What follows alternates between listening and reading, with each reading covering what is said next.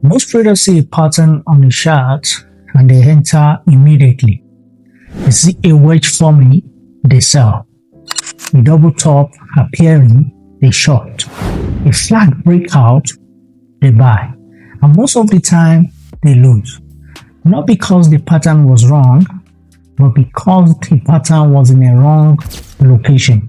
So today, I'm going to show you exactly how I use chart pattern on BoomCrash.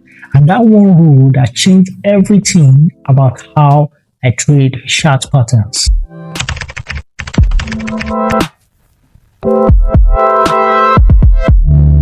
Hi, my name is John and welcome to BoomCrash Academy. In this video, we are going deep into chart patterns, how I identify them correctly, and how I combine them with supply and demand zone for high probability entries. But before I get right into it, if you're new here, subscribe and hit the notification bell so you don't miss out on every of our upload. By the end of this video, you are going to have a different approach to chart patterns, and I am going to give you that first step rule I follow on every trade I take. So make sure you watch to the very end, because the first step rule alone is worth the entire video. Before I show you the pattern, I need you to understand what most trading educators never say clearly enough. The pattern is not the hedge. The location is the hedge. I do not trade every wedge I see. I do not trade every double top, every flag, every head and shoulder. I only trade patterns that form at meaningful supply and demand zone. You see, a wedge that forms in the middle of nowhere in the chart means nothing to me. But that same wedge that forms inside a proper supply zone after an extended trend gets my whole attention.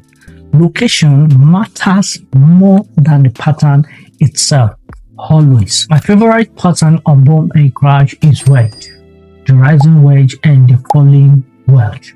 I love them because they tell me one thing: the side currently in control is running out of strength or losing momentum. Here is how I identify the valid wedge on BoomCrash, and not just a random price movement. And when I identify them, I put three factors into consideration, which you have to put at the back of your mind.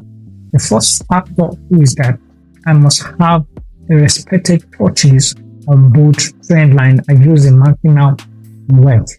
If I have just a single touch, I ignore completely. So the second factor is price starts compressing. As price starts moving towards the supply zone or the demand zone, price starts compressing, which tells me that the current side that are in control are losing strength. Momentum starts fading. And the third factor is location. At what area is this wedge forming in the market? Is it forming at a meaningful supply zone, or is it forming at a meaningful demand zone? Because I have everything aligned and have a valid wedge. The biggest mistake traders make is forcing the trend lines fit whatever they want. If you have to force the lines, it is probably not a real wedge. A real wedge shows up naturally. You don't have to start searching for it. And when it shows up at the right location, it becomes a powerful confirmation signal. The second pattern which I back on heavily is double top and double bottom, which some traders call the N formation or the W formation.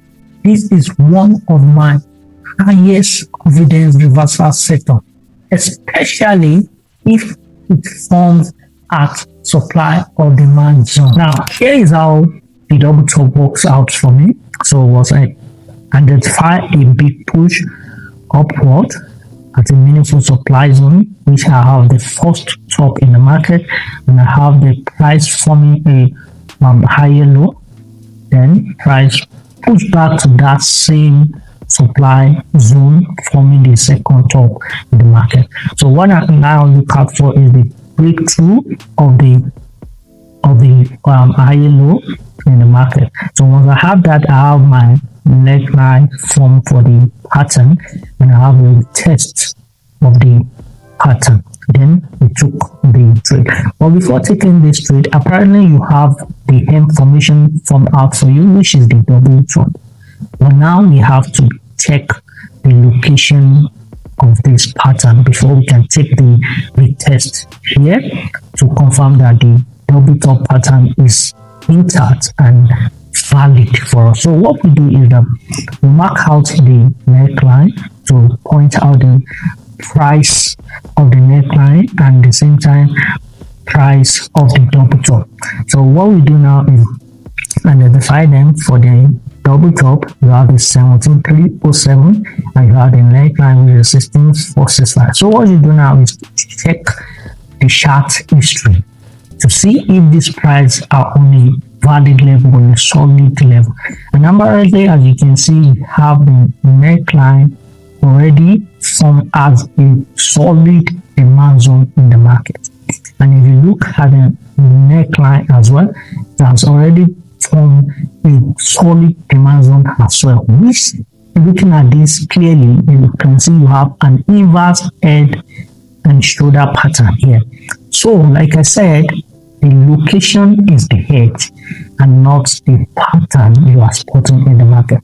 Apparently, once you follow this, you will be good in trading every pattern at all you want to trade on BoomCrash. So the same way or the same process you use in spotting the double top is the same way you follow in spotting the double bottom. So the demand and supply zone gives me the location, while the pattern, the double top or the double bottom, gives me the confirmation that the buyers or the sellers have tried 2 times and they fail. This is the powerful formation that you have to hold on to. Beyond wedge, beyond the double top, the double bottom, there are other patterns I watch on BoomCrash, talking about the head and shoulder and the inverse head and shoulder, and also the bullish and bearish flag, and also the break and retest. Although the break and retest is not a traditional textbook pattern, but is one of the highest probability setup that work on BoomCrash. Price break a key level, structure shift, and price retest that level before continuity, which I enter at the retest.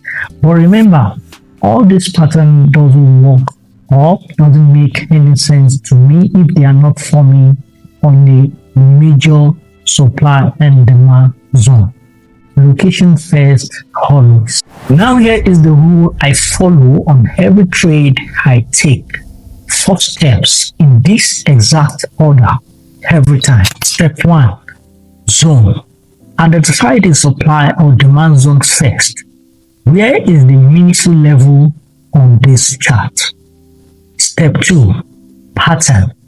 Does a pattern form at that zone?